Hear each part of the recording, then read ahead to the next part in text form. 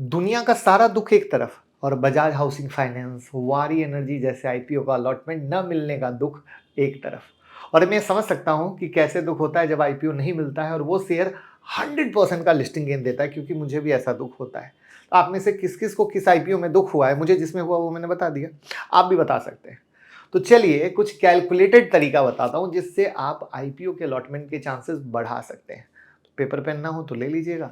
IPO के chances बढ़ाने की तैयारी करते हैं। और भैया चैनल को सब्सक्राइब कीजिएगा आईपीओ की किसी भी जानकारी के लिए, चाहे मेन बोर्ड का हो या एसएमई का हो या उसका ग्रे मार्केट प्रीमियम देखना हो, सब आप हमारी वेबसाइट से देखते हैं, लिंक डिस्क्रिप्शन में। तो अगर आप चाहते हैं इतनी गिरावट में इन्वेस्टमेंट को आप प्लान करना, तो इलीट मेंबरशिप हमारे मोबाइल ऐप से ले सकते हैं या डायरेक्ट इलीट मेंबरशिप का भी लिंक डिस्क्रिप्शन में है। वहां पर पिछली 2 वीडियो बनाई थी जो आपके स्क्रीन पर दिख रही है। इन्वेस्टमेंट का प्लान कैसे होगा, किस स्ट्रेटजी पे होगा, और 2008 और 2020 की कहानी, बहुत इंपॉर्टेंट लर्निंग होगी, ज्वाइन कीजिए। आईपीओ के अलॉटमेंट के चांसेस को बढ़ाने का तरीका तो मैं बताने जा रहा हूं, लेकिन डीमैट खाता खोल लीजिए तभी तो अप्लाई कीजिएगा। 5 फ्री स्ट्रेटजी मिलेगी, गूगल फॉर्म भर दीजिए।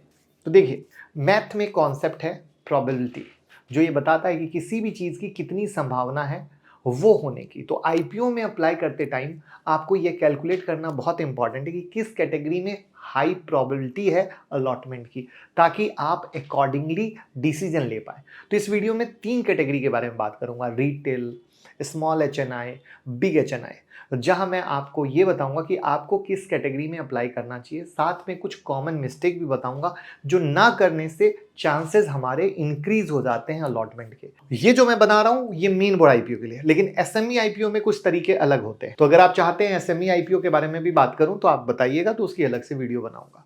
तो सबसे पहले इन 3 कैटेगरी के बारे में जानते हैं। पहला है रिटेल कैटेगरी। वो कैटेगरी होती है जहां एक इन्वेस्टर 2 लाख रुपए तक ही इन्वेस्ट कर सकता है। दूसरा है स्मॉल एचएनआई। इस कैटेगरी में इन्वेस्टर 2 लाख से 10 लाख रुपए तक इन्वेस्ट कर सकता है। और तीसरा है बिग एचएनआई। इस कैटेगरी में 10 लाख से ऊपर तक का इन्वेस्टमेंट होता है, यानी मिनिमम इन्वेस्टमेंट 10 लाख की होती है। तो कैटेगरी क्लियर हो गई। अब करना क्या है इसको समझते हैं। सबसे पहले मैं स्मॉल एचएनआई कैटेगरी की बात करता हूं। क्यों? क्योंकि वहां 2 लाख से 10 लाख का इन्वेस्टमेंट हो रहा है और कई सारे रिटेल इन्वेस्टर होते हैं जो रिटेल कैटेगरी में इन्वेस्टमेंट करने की जगह स्मॉल एचएनआई कैटेगरी में इन्वेस्टमेंट कर देते हैं, जो कि सबसे बड़ी गलती है। अब आप कहोगे क्यों? इसको समझते हैं। उससे पहले ये बता दूं कि 2 लाख से कम वाले इन्वेस्टर के लिए भी बात करूंगा इस वीडियो में, लेकिन स्मॉल एचएनआई के बारे में पहले बात करूंगा। तो पहले क्यों बोला? जिसके आसपास 4-5 लाख होते हैं वो स्मॉल कैटेगरी में जाकर बेवकूफ बन जाते हैं। उसको वारी के सब्सक्रिप्शन डेटा से मैं समझाने की कोशिश करता हूं, जो आपके स्क्रीन पर है। आप देख सकते हैं स्मॉल एचएनआई कैटेगरी में 53 गुना सब्सक्राइब हुआ और रिटेल में 11 गुना और बिग एचएनआई में कितना हुआ? 71 गुना। अब ऐसे में देख के लग रहा है कि बिग एचएनआई में हाईयर सब्सक्रिप्शन हुआ और स्मॉल एचएनआई में उससे कम। इसलिए रिटेल इन्वेस्टर जिनके पास 3-4 लाख होते हैं वो भी स्मॉल एचएनआई में अप्लाई कर देते हैं ताकि अलॉटमेंट मिल जाए। बल्कि स्मॉल एचएनआई कैटेगरी में अप्लाई से बेहतर ऑप्शन है रिटेल और बिग एचएनआई। कैसे? ये समझता हूं। बिग एचएनआई में 71 गुना सब्सक्रिप्शन हुआ, लेकिन एक्चुअली में वो 71/5 यानी लगभग 14 गुना ही हुआ। अब आप कहेंगे कैसे? तो अगर आप बिग एचएनआई कैटेगरी में इन्वेस्ट करते हैं तो आप मिनिमम 10 लाख इन्वेस्ट करते हैं। आपको इंडिविजुअल 10 लाख का एप्लीकेशन लगेगा, लेकिन अलॉटमेंट होगा पहले 2 लाख ही, उसके बाद 8 लाख ओवर सब्सक्रिप्शन में चला जाता है। यानी मोटा मोटी ये समझिए कि बिग एचएनआई में जितना गुना सब्सक्राइब हुआ है उसको 5 से डिवाइड कर दीजिए, वो होता है एक्चुअल सब्सक्रिप्शन स्टेटस, जो मैं आपको सिखाना चाह रहा था। और अगर ना पता हो तो वीडियो को लाइक जरूर कीजिएगा। सो यहां कंपेयर करने पर यह पता चला कि स्मॉल एचएनआई में 53 गुना, वही बिग एचएनआई में सिर्फ 14 गुना सब्सक्राइब हुआ। यानी बिग एचएनआई में सब्सक्रिप्शन होने के चांसेस ज्यादा थे, अलॉटमेंट के चांसेस ज्यादा थे। सो अब कंपेयर करने पर पता चला कि रिटेल में लगभग 11 गुना सब्सक्राइब्ड हुआ, स्मॉल एचएनआई में 53 गुना और बिग एचएनआई में सच में कितना है? 14 गुना। इसका मतलब क्या हुआ? इसका मतलब यह है कि रिटेल इन्वेस्टर में 11th एप्लीकेशन में एक अलॉटमेंट होगा, वहीं स्मॉल एचएनआई में 53rd एप्लीकेशन पे एक अलॉटमेंट होगा और बिग एचएनआई में हर 14 एप्लीकेशन पे एक अलॉटमेंट होने के चांसेस है। तो इसलिए मैंने शुरू में क्या बोला था?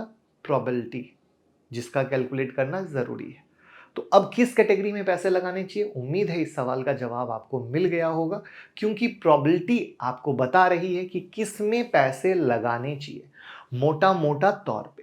तो यहाँ पर मोटा-मोटी आपको मैं बता दूँ कि 10 लाख से ऊपर इन्वेस्ट करने के लिए बिग एचएनआई कैटेगरी में लगाइए और 10 लाख से नीचे तो रिटेल कैटेगरी में पैसे लगाइए। वो भी मल्टीपल डीमैट अकाउंट से, एक से नहीं, यानी एक पैन कार्ड से एक एप्लीकेशन। और ऐसे बहुत सारे डीमैट से लगाएंगे तो आपके अलॉटमेंट के चांसेस बढ़ जाएंगे। तो ये तो हो गई कि क्या करना है, और अब क्या गलती नहीं करनी है उसको समझ लीजिए। पहला, सेम पैन कार्ड से अलग अलग ब्रोकर से इन्वेस्ट ना करें। एग्जाम्पल मान लीजिए एक ही पैन कार्ड से 3 अलग ब्रोकर के पास डीमैट अकाउंट है, तो सेम आईपीओ में 3 अलग अलग ब्रोकर से अप्लाई मत कीजिएगा। ये बहुत लोग गलती करते हैं और एप्लीकेशन रिजेक्ट होता है। दूसरा, कभी भी ट्राई करिए कि एक बार में एप्लीकेशन सक्सेसफुल रहे। होता क्या है, कई बार रिटेल इन्वेस्टर अप्लाई तो करता है लेकिन यूपीआई मैंडेट आने में थोड़ा डिले हो जाता है। तब अक्सर लोग पेशेंस खो देते हैं और एप्लीकेशन कैंसिल करके फिर से अप्लाई करते हैं। ऐसा मत कीजिए। ट्राई करिए फर्स्ट टाइम में एप्लीकेशन सक्सेसफुल हो जाए, और वहां पे यूपीआई से ज्यादा अच्छा है एसपा, जिसको मैं खुद यूज करता हूं। तो ये ऐसी गलती ना करें और आराम से जो तरीका बताया गया है उसको फॉलो करें, तो आप कमाते रहेंगे और आगे बढ़ते रहेंगे और हमें फॉलो करके वीडियो को शेयर करते रहेंगे।